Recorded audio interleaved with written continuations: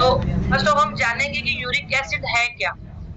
Actually में अगर हम बात करें यूरिक एसिड के बारे में कि यूरिक एसिड है क्या, तो देखिए कि जो भी हम चीज खाते हैं या पीते हैं पूरे दिन में इंटेक करते हैं, उसके द्वारा उस पर मतलब उसके द्वारा एक जो अपना जो अपशिष्ट पदार्थ जिसको हम बोलेंगे वो होगा यूरिक एसिड। उसके द्वारा जो भी पूरे दिन में हम इंटेक करते हैं जो चीज बच जाती है यानी अपशिष्ट पदार्थ, या एक तरह से बोलेंगे तो हमारी बॉडी का जो वेस्ट मटेरियल है ना, वेस्ट मटेरियल समझते हैं ना सभी है।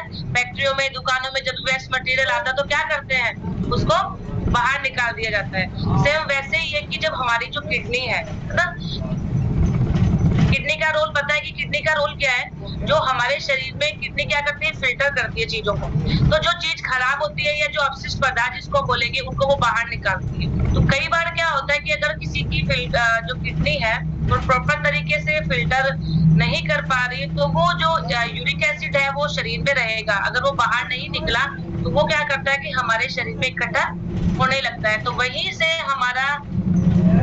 हमारी बॉडी में जो यूरिक एसिड है उसका निर्माण ज्यादा होने लगता है। निर्माण तो इवन हो ही रहा है, वो इकट्ठा होने लगता है क्योंकि किडनी क्या कर रही है, प्रॉपर तरीके से उसको निकाल नहीं पा रही है। तो ये रीजन होता है यूरिक एसिड का जो हमारे शरीर है उसमें बढ़ने का कारण, है ना। और इसके अलावा अब है क्या कि जो यूरिक एसिड है वो छोटे छोटे क्रिस्टल्स के रूप में होता है ना, छोटे छोटे नुकीले क्रिस्टल के रूप में होता है। तो वो क्या होता है कि अगर हमारी किडनी में जाके जमा हो गया मान लो, तो वहां पे जाके क्या है कि वो स्टोन बनेगा। कई बार किडनी स्टोन बनते हैं ना, उसका रीजन कहीं ना कहीं यही होता है कि वो हमारी बॉडी में जो नुकीले होते हैं वो एकदम, और वो हमारे जैसे जॉइंट्स है, अगर जॉइंट्स में इकट्ठा हो गए तो जो जॉइंट्स पेन है, गाउट्स पेन है, वो दर्द होने लगता है ना, कई बार जकड़न हो जाती है। जब सुबह सुबह हम उठते हैं तो हमें ऐसा महसूस होता है कि हमारे जो जोड़े हैं वो अकड़ रहे हैं।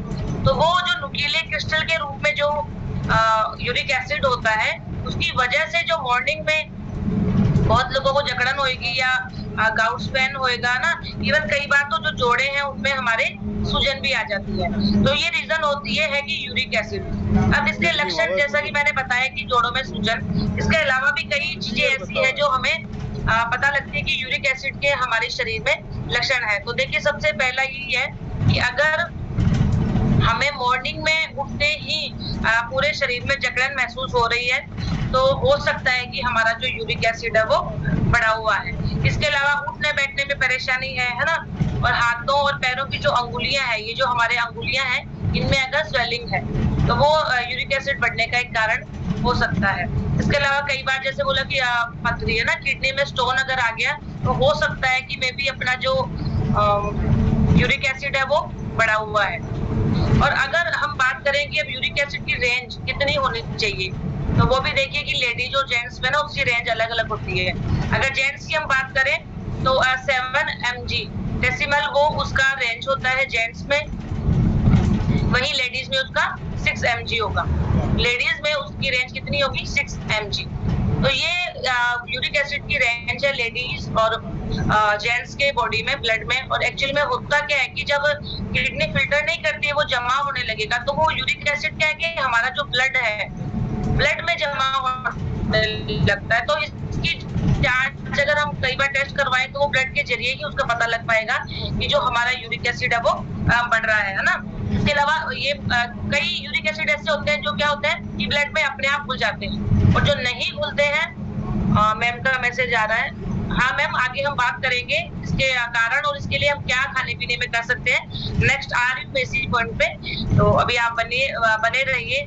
तो देखिए ये था कि कई जैसे मैंने बोला कि ब्लड में घुलते रहते हैं ना, और जो अगर जिनको किडनी फिल्टर नहीं करेगी वो हमारे ब्लड में ही रहेंगे, और ये जो दिक्कतें हैं वो हमें आना स्टार्ट हो जाएगी। तो ये तो हुई बात इसकी यूरिक एसिड की। अब हम इसके रीजन क्या है, जो यूरिक एसिड अगर हमारे शरीर में इकट्ठा हो रहा है तो इसके रीजन क्या है। तो अगर रीजन पे हम बात करें ना, तो फर्स्ट ऑफ क्या है कि बहुत सारे लोग देखिए मोस्टली जो नॉन वेजिटेरियन होंगे ना, उसमें भी अगर जैसे कोई लोग रेड मीट वगैरह खाते हैं, उसमें एक चीज होती है प्यूरिन, एक पदार्थ होता है प्यूरिन। वो जब हमारे शरीर में बढ़ेगा ना, तभी यूरिक एसिड बढ़ने का कारण होता है।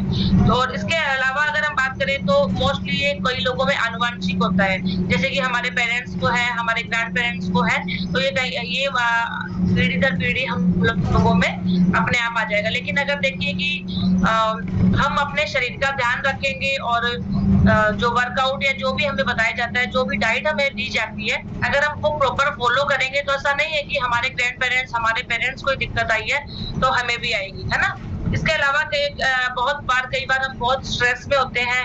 और इसके अलावा मोटापा अगर ओबेसिटी जिस कहते हैं ना कि एक के साथ में 10 बीमारियां आती है, तो अगर हम बहुत ज्यादा, क्योंकि देखिए कि जब वजन बढ़ता है ना, तो सबसे पहले अगर जैसे घुटनों में अगर दर्द हुआ, हम डॉक्टर के पास गए तो सबसे पहले क्या बोलेंगे मैम कि अपना मोटापा कम कीजिए। अगर आपको जॉइंट्स पेन है, प्रॉब्लम है, घुटनों में दर्द है, इसके अलावा अगर कोई भी दिक्कत आती है तो फर्स्ट ऑफ हमें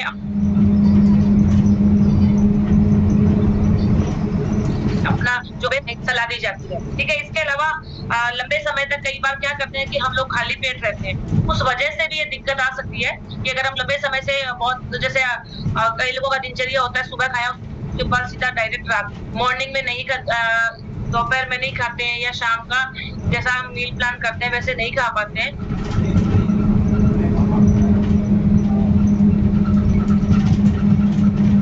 नेटवर्क इशू है।